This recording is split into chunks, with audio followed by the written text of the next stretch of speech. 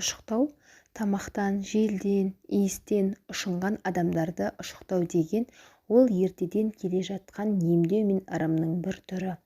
Мысалы, жығылған адамның бір жері қатты ауырып қалса, құлаған жерге үңіліп кет пәлекет кет, ұшық деп ұшықтайды.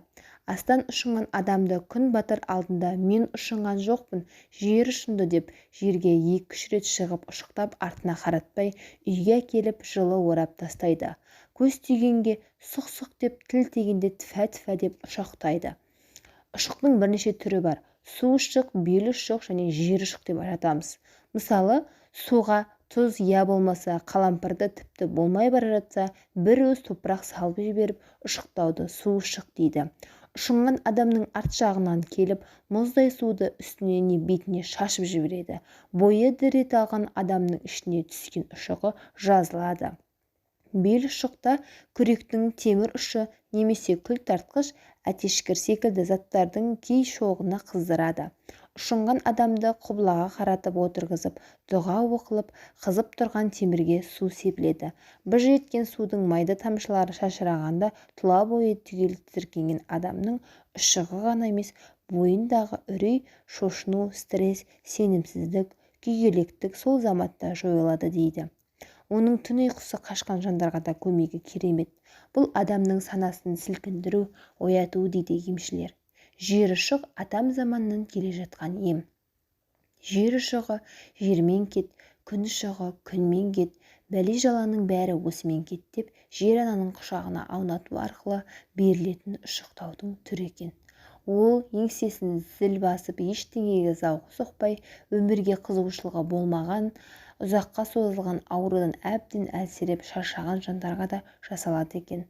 Адамның бойындағы қырсық, қиындық, ауырлық, зиян, кесір, сиқыр, сенімділер осымен кетеді деп сенген екен. Адам жерге құлағанда жерге 3 рет ұшықтаса жазылады деп сенеді. Ай шыныпты, күн шыныпты, жер шыныпты деп жататын көне көздерден естігеніміз осылай болған екен. Өкініштісі сол оның белгілері қандай болатынын, неден ұшынатынын ешкім тап басып айта алмайды қазірде. Ұшықтау кезінде қандай тылсым күш жүретінін де ғылым ашып көрсете алмай отыр. Тек психологтар бұл адамның сеніммен өз-өзін емдеу деп түсіндіреді. Ұшық адамның жағдайына, жасына байланысты 3, 5, 7 және 9, кейде тіпті 5 немесе 41 рет беріледі деген емшілер одан әрі талдауға қауқарсыз. Ал асыл дінімізде бұл жөнінде не дейді? Пайғамбарымыздан жеткен сенімді хадистерде Бұхари, Муслим, Абу Дауд, Ибн Маджа.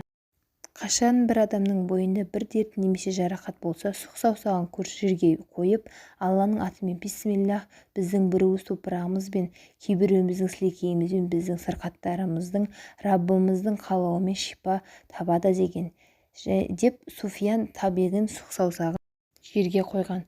Пайғамбарымыздың осы хабарынан атам қазақ саусағын жерге қойып ұшықтау дегенде шыққан деген сенімді кітаптарда осылай деп жазған екен.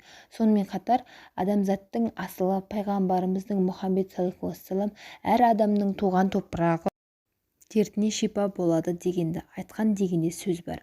Бұл бір тылсымның ғылыми негізі ашылмаса да қазақтың ырым етуінің түбінде асыл дініміз жатқанын аңғарамыз.